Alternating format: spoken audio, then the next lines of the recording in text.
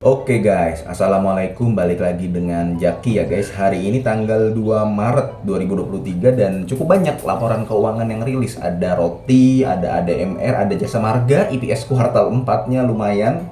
Kemudian ada apa lagi ya? Cikarang Listrindo ya, kemarin ada Demas ya. Banyak lah, bahan materi lah. Kalau lagi begini gue suka. Nah, kita bahas ADMR. Hari ini 2 Maret 2023 pukul 17:43. Kita bahas ADMR. ADMR ini saham yang fenomenal sebenarnya. Tapi itu tahun 2022 lalu dan gue punya barangnya dan gue sudah lepas di harga 1.200. Kenapa gue lepas? Sebenarnya simpel aja guys. Gue sudah merasa valuasinya nggak masuk akal di harga 1.200, di harga 1.500. Ya sudah gue lepas. Adapun ADMR naik sampai 2.900, hampir 3.000, ya sudah, itu kan bukan rezeki gue. Yang penting gue tidak mengalami kerugian dan sudah mendapatkan cuan. Itu untuk ADMR. Dan gue rasa investor, trader di angkatan tahun 2022, 2023, ada loh yang baru masuk tahun 2023, itu senang dengan saham ADMR ini. Tapi dengan investor yang sebelum tahun 2020 ya, dari tahun 2009 dan sebagainya, kurang suka dengan ADMR, lebih suka dengan ITMG, UNTR, kemudian PTBA atau Adro-nya sebagai induk dari ADMR ini. Jadi waktu IPO dia kan naik tuh sampai 2.900, dilihat dari prospektusnya memang dia juga hutangnya besar. Tapi hutangnya nggak ada masalah sebenarnya. Hutangnya itu hutang kepada pihak berelasi. Walaupun ada bunganya juga, walaupun nominalnya besar, tapi hutang kepada pihak berelasi itu berbeda dengan hutang obligasi, berbeda dengan hutang bank, apalagi hutang bank jangka pendek. Itu adalah hal yang berbahaya untuk hutang bank dan hutang obligasi. Tapi hutang berelasi ya enggak lah, namanya juga hutang dengan teman gitu ya, dengan pihak berelasi, apalagi kalau hutang kepada induknya yakni Adaro. Nah, kalau kita lihat laporan keuangannya, ekuitasnya meningkat. Dari tahun 2021 dia cuma 200 juta US dollar. Kemudian di kuartal 1 2022 naik, kuartal 2 2022 juga naik jadi 400, sampai akhirnya di kuartal 4 2022 ekuitasnya itu 534 juta US dollar. Naiknya lebih dari 100%. Ini hal yang bagus, ini angka-angka beggar. Kemudian penjualannya juga meningkat dari yang tadinya 965 juta jadi 965 juta jadi 1 miliar. Asetnya yang tadinya dari 965 juta jadi 1,2 miliar US dollar. Sama, laba bersihnya juga yang tadinya 155 juta jadi 332 juta US dollar. Dan EPS-nya akhirnya jadi 128, 127.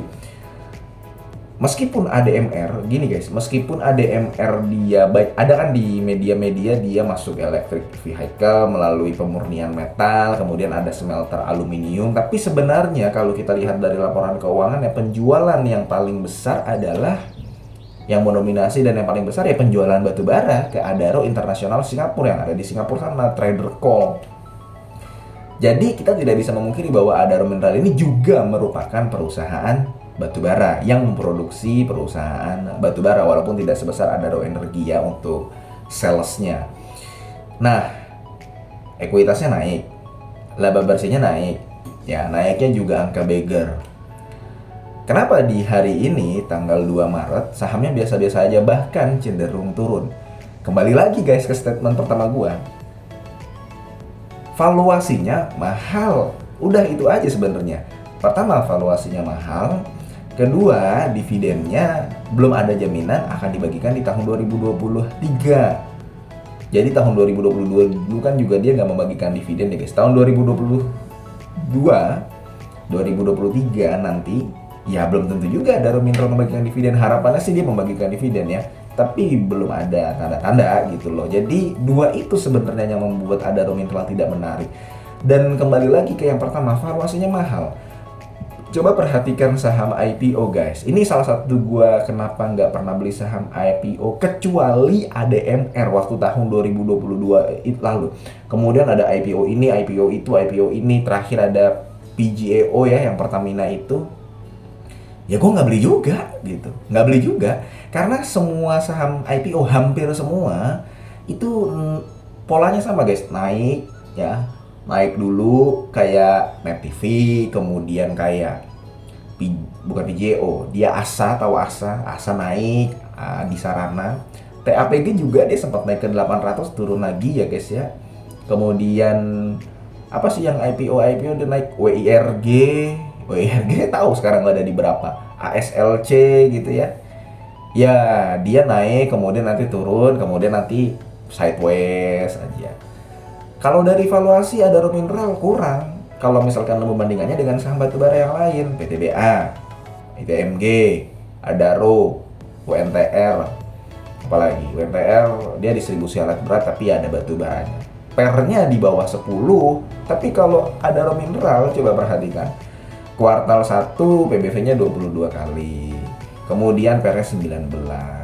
Itu harga sahamnya waktu 2.200. Kemudian sekarang di kuartal 2 ya 2022 harga sahamnya 1.500, pernya 10 kali, PBV-nya 10 kali. Yang mana sebenarnya di saat itu ya perusahaan-perusahaan batu bara pernya itu di bawah 5. Sampai saat ini masih di bawah 5. Kuartal 3 2022 waktu harga sahamnya 1.700, pernya 12 kali, PBV-nya 9 kali. Kemudian sekarang ya dia sudah turun saja ke harga 1.300, PBV-nya 6 kali, pernya 10 kali. Jadi sebenarnya nggak apa ya, nggak, kalau dibandingkan dengan saham batubara yang lain kurang menarik.